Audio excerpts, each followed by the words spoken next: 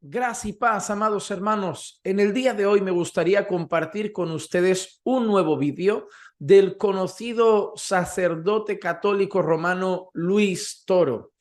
Como saben, este hombre se dedica y muchos católicos en las redes comparten sus vídeos porque una de las cosas que más hace es desmentir creencias de los protestantes para mostrar al pueblo católico la validez de muchas de las cosas que nosotros consideramos no correctas a la luz de la palabra. En este caso y en este vídeo, él usa la escritura para defender la figura del papado, concretamente del Papa de Roma, y usa este pasaje. Y entregaré en sus manos tu potestad. Tu potestad, su poder. Ahora ven, cuando él entregue el poder, la potestad, ¿cómo lo tiene que ver el pueblo? ¿Cómo que hago? Y será padre al morador de Jerusalén. ¿Cómo lo va a ver la gente? ¿Otra vez? Y será padre Y será padre. ¿Para quién será el padre? al morador de Jerusalén Al que mora en Jerusalén y a la casa de Judá. y a la que mora en Judá. O sea, los súbditos del rey, los que moran en Jerusalén y en Judá, que están sometidos al rey, lo tendrán que ver como padre. Cuando lee este texto del profeta Isaías, Luis Toro afirma, y siempre lo dice, lo hago con la Reina Valera de 1960, la Biblia de los protestantes, para que sepan que su Biblia habla de estas cosas. Y utiliza un texto del profeta Isaías donde habla de alguien que sería como un padre para la nación. Y por lo tanto, él toma ese versículo, toma esa expresión y dice, el pueblo de Dios necesita una figura de padre, un representante, alguien que esté al cargo y que ponga en orden la comunidad, y ahí está la figura del Papa de Roma. Pero una de las cosas que nosotros sabemos es que hay dos peligros. En primer lugar, cuando cosas como estas se hacen delante de personas que no leen sus Biblias, obviamente dirán amén. Una de las mayores cosas que vemos, no solo entre católicos, también entre evangélicos, es que muchas personas, por desconocimiento de la Biblia, a la que escuchan algo y se cita un versículo, ya lo aceptan como verdadero. Entonces hay un peligro y antes de nada llamo a las personas a hacerlo de siempre. Estudien sus Biblias. Más allá de que sea un pastor o un cura o un obispo o lo que tengan delante, estudien sus Biblias y sean como los bereanos que analizaban todo lo que el apóstol Pablo decía para ver si estaba en las escrituras. Pero otro de los peligros, y aquí viene la cosa número 2, otro de los peligros que normalmente yo he comentado y compartido es que un versículo, un texto fuera de su contexto, solo sirve para crear un pretexto. Esto no solo pasa con el catolicismo, también con algunas iglesias evangélicas y algunas enseñanzas de nuestros tiempos, herejías también que están en movimientos protestantes, en algunos, también suelen salir de sacar versículos de su contexto. El evangelio de la prosperidad, por ejemplo, el decláralo, decrétalo, y algunos movimientos de nuestro tiempo como la confesión positiva suelen ser fruto, sus enseñanzas, de versículos sacados totalmente de contexto. Ahora, ¿es realmente el texto que estamos leyendo una representación de la figura del Papa de Roma? Vamos entonces a ir a Isaías 22, vayan conmigo, si quieren ahora solamente escuchen, pero luego pueden verlo en su Biblia.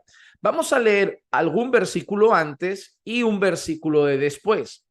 Este señor ha citado Isaías capítulo 22, Isaías capítulo 22 y el versículo 21, él ha citado esto. Tu autoridad pondré en su mano y llegará a ser un padre para los habitantes de Jerusalén y para la casa de Judá. Pero, ¿qué dice el versículo anterior? ¿Qué dice el versículo posterior? ¿Qué nos enseña el contexto un poquito, el contexto inmediato?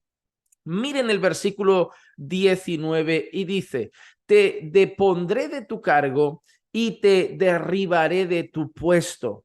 Lo primero que vemos aquí directamente es una profecía contra una persona que está en el poder.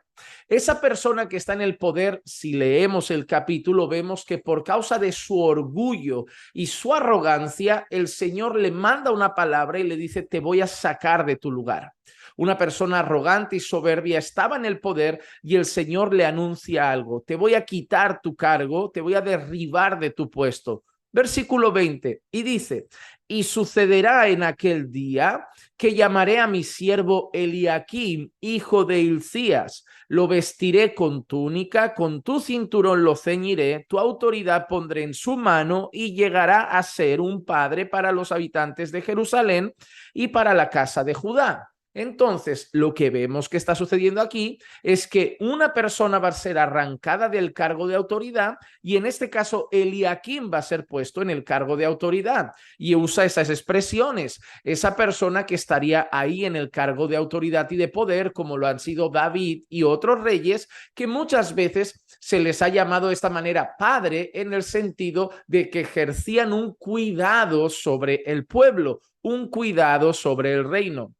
Ahora tú puedes decir, bueno, esto hablaba de Eliaquim, pero puedes seguir hablando del líder del pueblo. En primer lugar, aquí hablaba de un rey, no hablaba de un sacerdote católico, de un sumo pontífice, como pueden ver al Papa de Roma.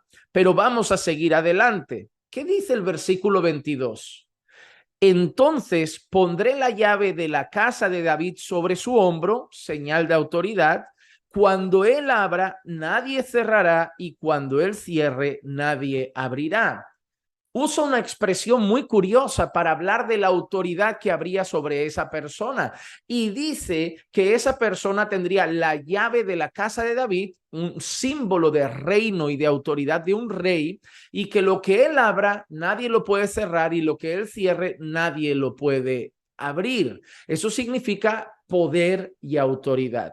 Y ahora uno dirá, bueno, ¿podría ser ese el caso del Papa? La Biblia, ¿quién dice que tiene esa llave? Porque la expresión, la llave de la casa de David, que cierra y nadie abre y que abre y nadie cierra, no aparece aquí solamente. En el libro de Apocalipsis, alguien tiene la llave de la casa de David, que cierra y nadie abre, que abre y nadie cierra. ¿Quién es en el libro de Apocalipsis quien tiene ahora la llave de la casa de David? No es el Papa de Roma. La llave de la casa de David, que abre y nadie cierra, que cierra y nadie abre, en el libro de Apocalipsis está en las manos de Jesucristo, está en las manos del Señor Jesucristo. Recuerden, amados hermanos, el profeta Isaías tiene una característica por excelencia. Es uno de los mayores profetas mesiánicos. Ahí pueden encontrar profecías como Isaías 53 y otros pasajes que apuntan claramente al Señor Jesucristo.